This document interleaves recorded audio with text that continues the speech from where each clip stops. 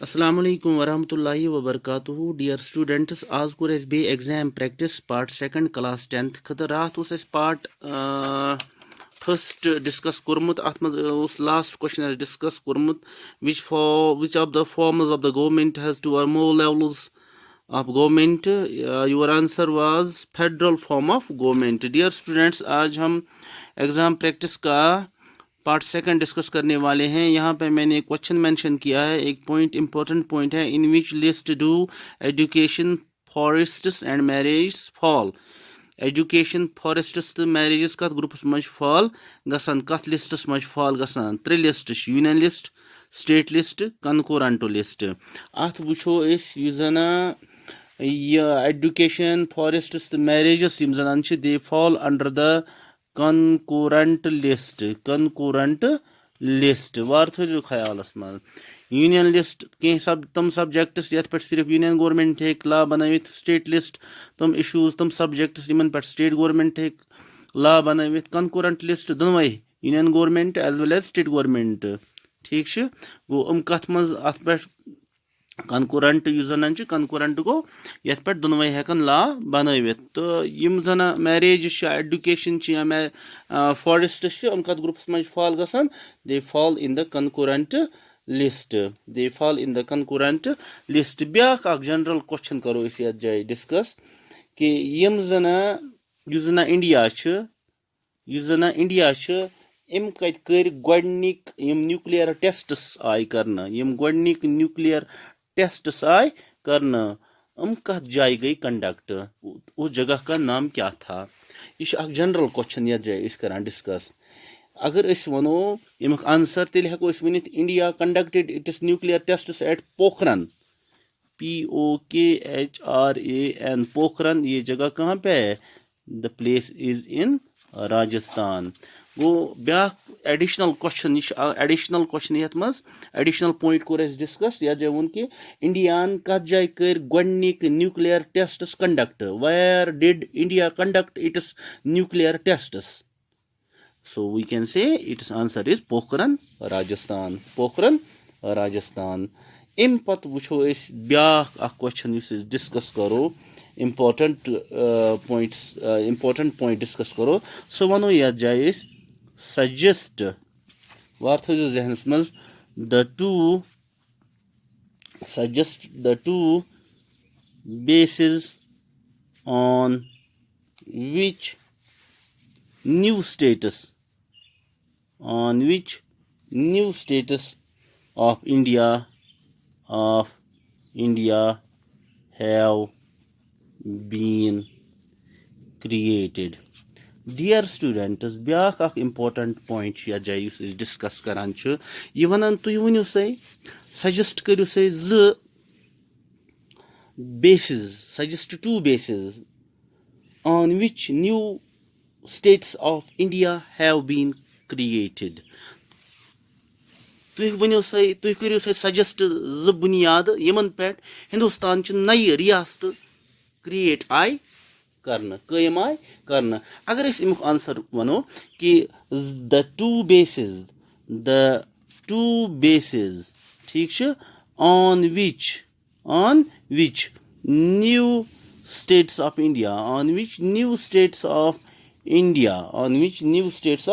India have been created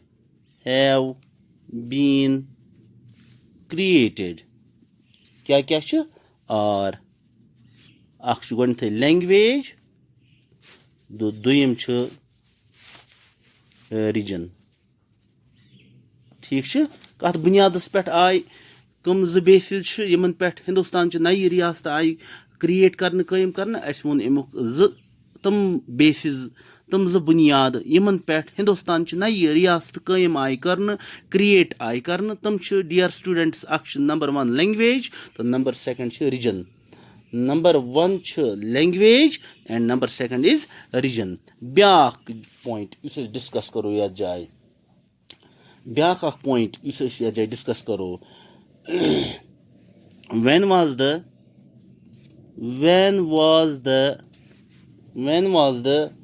report of the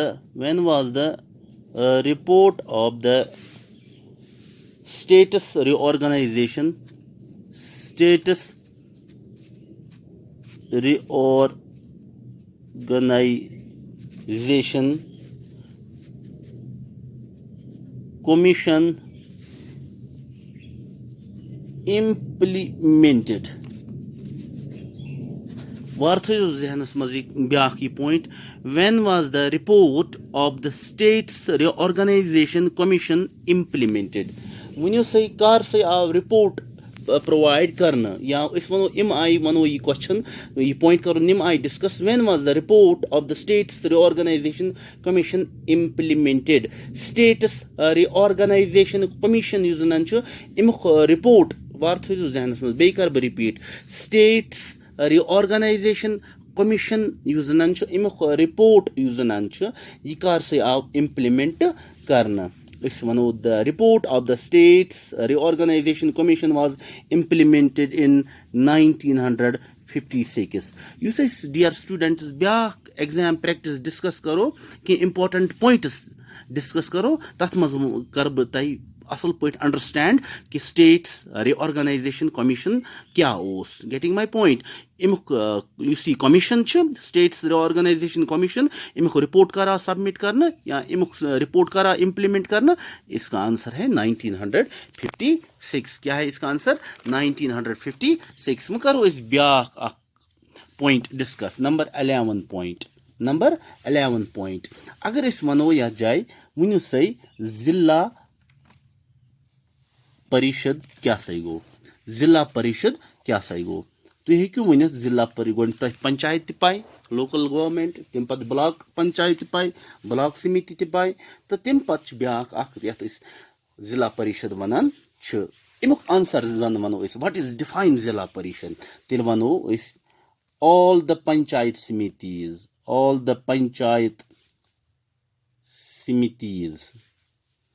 or achis wana mandalas te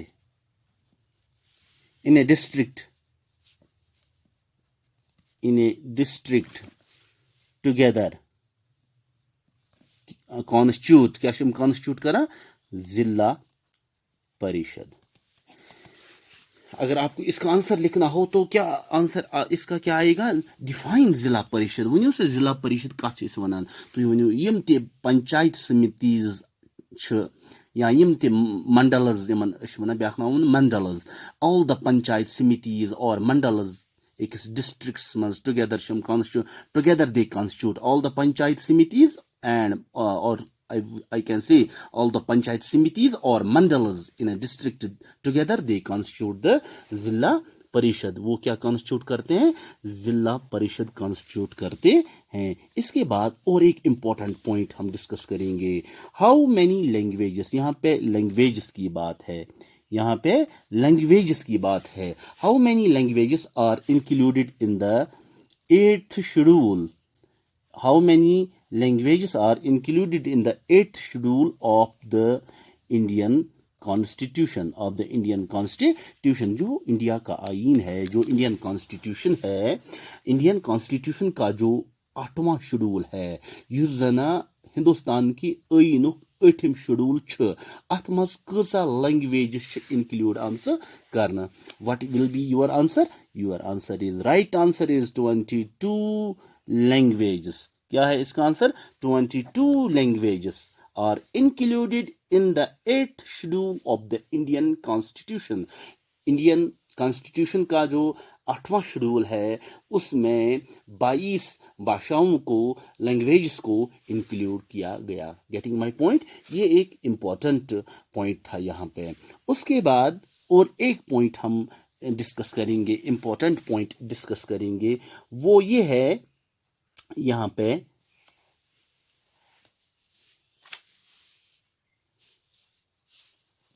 यहाँ पे 13th point panchayati raj. What is panchayati raj? Panchayati raj क्या है? Define panchayati raj. तो आपका आंसर क्या आएगा?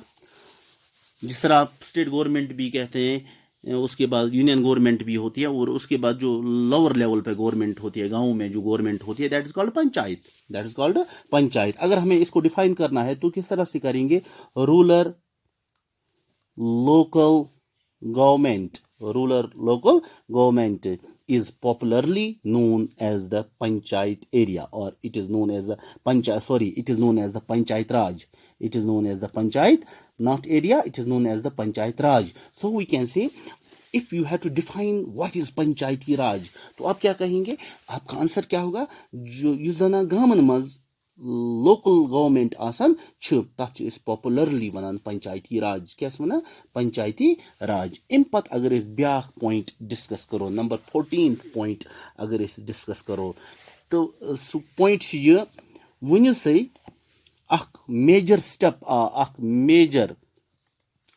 आव निन towards the decentralization of powers, towards the decentralization of powers. ये step कार आव निन, ये step कार आव निन गो शो के पॉइंट्स यथ मज स्टेट्स रिऑर्गनाइजेशन कमीशन यह वो मे करो इस नयस टॉपिकस मज डिस्कस इथे कन वनो अथ मज इंपॉर्टेंट पॉइंट यस मे जाय नंबर 14 मज कोर डिस्कस मे वो डिसेंट्रलाइजेशन, क्या वो मे डिसेंट्रलाइजेशन।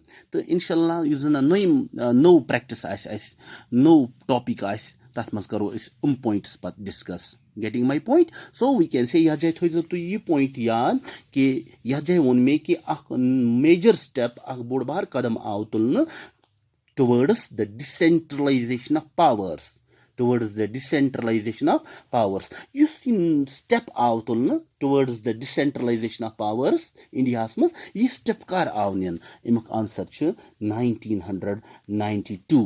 अगर अमुक पूरा आंसर आस तय लिखुन in 1992 a new step was taken, a new major step, a major step towards decentralization, towards decentralization was taken, towards decentralization was taken. Getting my point? Im pat वुशो इस ब्याख 15th point use इस discuss करो। 15th point वनो इस याद जाए on which amendment, यहाँ पे amendment की बात है, on which amendment of the constitution is the panchayati raj system, on which amendment of the constitution is the panchayati raj system in India based? Answer जो ये 15th पॉइंट है इसका answer यहाँ पे पहले हमें समझना है on which amendment of the constitution, constitution का कौन सा अमेंडमेंट, कॉन्स्टिट्यूशन आइन की कौन सी तरमीम में पंचायती राज सिस्टम जो इंडिया में है वो किस पे बेस है, मतलब वो कौन सा अमेंडमेंट है, सुकुस अमेंडमेंट सुकुस तरमीम आइन यथ मज पंचायती राज सिस्टम बुनियाद that is 73rd amendment of the constitution. 70 इसका आंसर क्या है, 73rd amendment of the constitution. तो यहाँ पे आप सिंपली लिखेंगे इसका answer the Panchayati Raj system of India is based on the 73rd amendment of the constitution. क्या है इसका आंसर, पहले क्वेश्चन फिर से मैं रिपीट करता हूँ यहाँ पे, on which amendment of the constitution, on which amendment of the constitution is the panchayati raj system in India based? और इसका आंसर क्या आप लिखेंगे, इसका आंसर है the Panchayati Raj system of India. जो इंडिया का पंचायती राज सिस्टम है वो किस पे, उसकी बुनियाद क्या है, it is based on 73rd amendment of the constitution, 73rd amendment of the constitution. That was all about today's exam practice. Dear students, इसमें कुछ जो ये फेडरलिज्म का चैप्टर है इसमें कुछ इंपॉर्टेंट पॉइंट्स हैं, उनको हम जो नेक्स्ट लेक्चर्स होंगे हम उन लेक्चर्स में इन पॉइंट्स को डिस्कस करेंगे। 73rd अमेंडमेंट क्या था कॉन्स्टिट्यूशन का, ठीक है ना। इसी तरह से अभी मैंने एक पॉइंट डिस्कस किया, पहले डिसेंट्रलाइजेशन की बात की, यहाँ पे हम उसके अलावा स्टेट रिओर्गेनाइजेशन कमीशन की बात की, या फेडरलिज्म हम बताएंगे फेडरलिज्म क्या होता है, ठीक है ना, गेटिंग माय पॉइंट। या बाकी पॉइंट्स इसमें आएंगे तो इंशाल्लाह हम उन पॉइंट्स को आगे वाले आने वाले लेक्चर्स में डिलीवर करेंगे। Thank you very much.